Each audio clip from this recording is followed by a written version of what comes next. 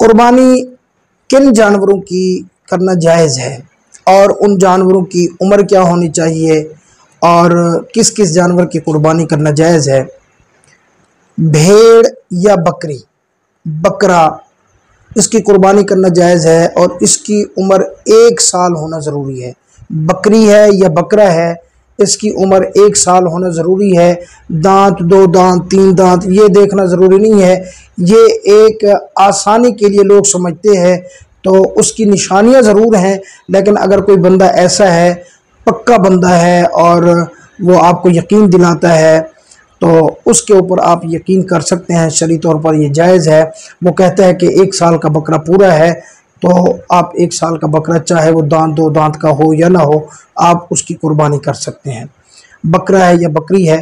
اسی طریقے سے بھیڑ ہے یا دمبا ہے، اگر وہ 6 مہینے کا ہے لیکن وہ اتنی موٹا تازہ ہے، اتنی صحت مند ہے کہ وہ 1 سال کے دمبے کے برابر محسوس ہوتا ہے، تو 6 مہینے کے دمبے کی قربانی بھی کرنا اس طرح جائز ہے۔ گائے اور بھینس گائے اور بھینس یا ان کے بچڑے وغیرہ 2 سال کی عمر ہونا شرط ہے۔ ان کا بھی دانت 2 دانت دیکھنا ضروری نہیں ہے۔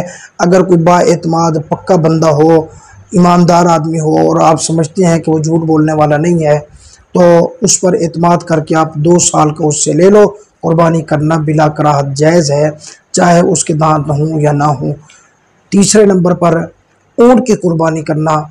اونٹ 5 سال کی عمر کا ہونا شرط ہے۔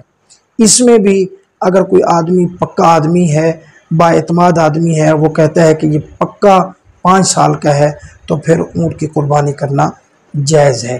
یعنی بکرا، بکری، بھیڑ، دمبا، گائے، بھینس اور اونٹ، ان جانوروں کی قربانی کرنا جائز ہے۔